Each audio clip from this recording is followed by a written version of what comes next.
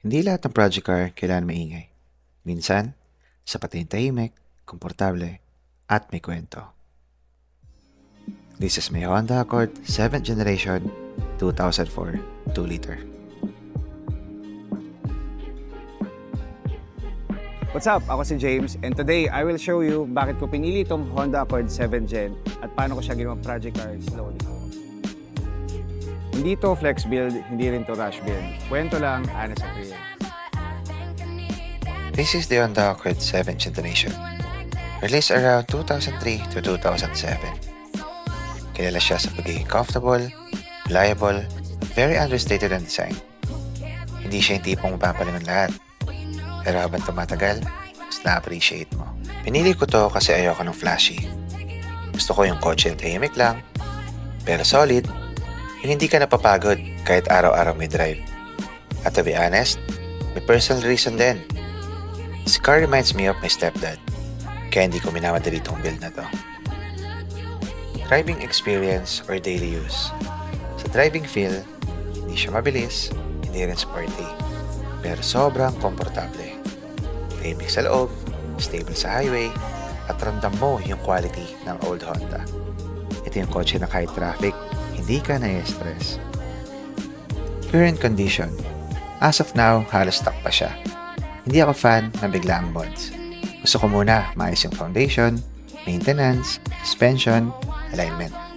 For me, mas importante yung driving feel kaysa sa looks. So after maayos ko lahat ng mga kailangan palitan na pang-ilalim, pinawash over ko na siya, pinalitan ko rin ng wheels and tires. Plans para sa project car ko na to. For this build, simple lang ang goal ko. Clean, comfortable, at timeless. Walang rush, hindi para sa likes, para sa sarili. Pros and cons, honest opinion, based on my experience. Siguro, simulan ko muna sa pros.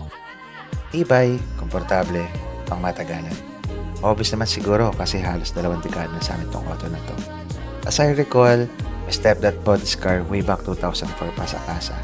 At since then, wala kaming major na naging problema sa auto na to. Bakit matibay ang 7th Gen? Isa sa rason bakit buhay pa to hanggang ngayon. Overbuilt pa yung mga Hondas noon. Packs, mechanical throttle, older tech, mas direct ang feel. Mas konti electronics kumpara sa newer cars. Proven reliability kahit high mileage. May nakita ko sa US sa mga Facebook groups. Yung mga Honda Accord 7th Gen nila nasa 300k mileage na pero gumagana pa din. Ika nga nila, built different era. Old Honda, real quality. Sa cons naman tayo, hindi rin siya perfect. May common issues din.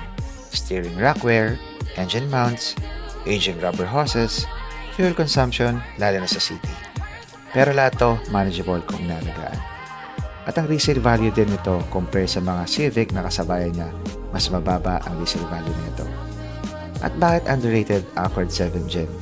Given siguro dahil hindi siya sporty tingnan. Mas executive look, mas focus sa comfort kaysa sa performance. Mas pang-mature yung audience niya. Pero habang tumatanda ka, mas na-appreciate mo siya. The 7th generation Accord isn't perfect. But if you value comfort over speed, it still makes sense, diba? This project car is ano may kailangan ng konsideraan, mabilis, good na. Isa yung miles mo kayo sa buhay natin. So itong project car ko na to, medyo may sentimental value siya sa akin. Hindi lang siya yung pas ng kotse kasi inspiration ko rin siya dahil sa stepfather ko. So he passed away last pandemic and after 5 years, nabuo ko rin tong kotse. And I'm very happy kasi pintura lang pinalitan ko, mags, na-restore ko lang yung headlight, tint, and the rest, ayun, roadworthy na siya ulit.